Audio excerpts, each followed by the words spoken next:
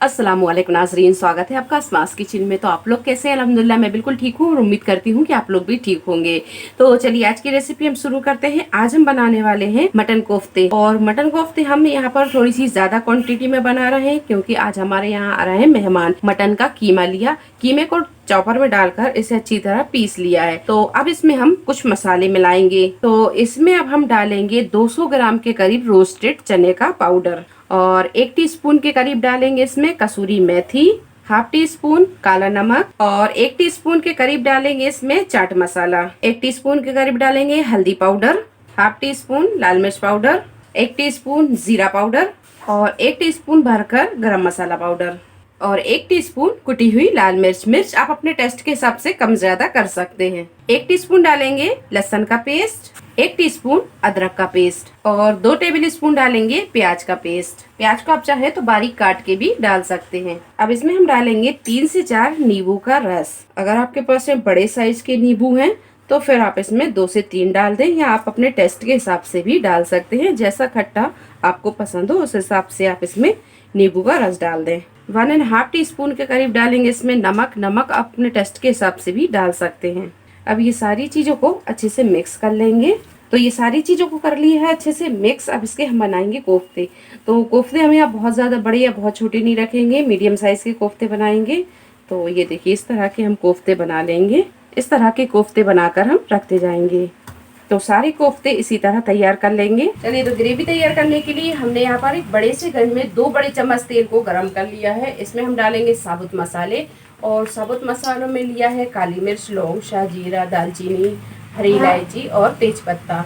ये सारे मसाले इसमें डाल देंगे और मसालों को हल्का सा तड़का लेंगे। मसाले जब हल्के से तड़क जाए तो यहाँ पर हमने 300 ग्राम प्याज का पेस्ट लिया है, ये डाल देंगे। आप चाहे तो प्याज को बारीक काट के भी डाल सकते हैं।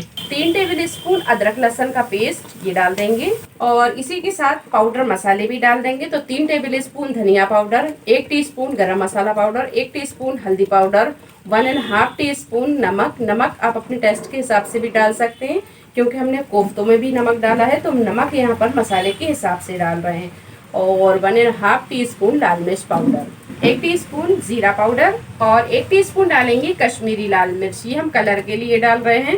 बस ये सारे मसाले को अब हम अच्छी तरह भून लेंगे। तो गैस के फ्लेम को हम यहाँ मीडियम टू हाई पर रखेंगे और मसाले में हम थोड़ा थोड़ा पानी डालते जाएंगे और इसे अच्छे से भून लेंगे। तो ये देखिए 15 से 20 मिनट हो गए हमें मसाला भूनते हुए और मसाले में हमने थोड़ा थोड़ा पानी डाला और इसे अच्छी तरह भून लिया है। तो ये देखिए मसाला अच्छी तरह भुन गया है। अब इसमें हम डालेंगे टमाटर। तो मसाला जब अच्छी तरह भुन जाता है तो ये मसाला तेल छोड़ देता है और ये थोड़ा सा दानेदार दिखने लगता है। ये देखिए इस तरह। तो यहाँ पर हम टमाटर का पेस्ट डाल रहे हैं। आप चाहें तो टमाटर को बारीक काट के भी डाल सकते हैं। तो 300 ग्राम के करीब हमने टमाटर लिए और इसे दरदरा पीस लिया है, ये डाल देंगे।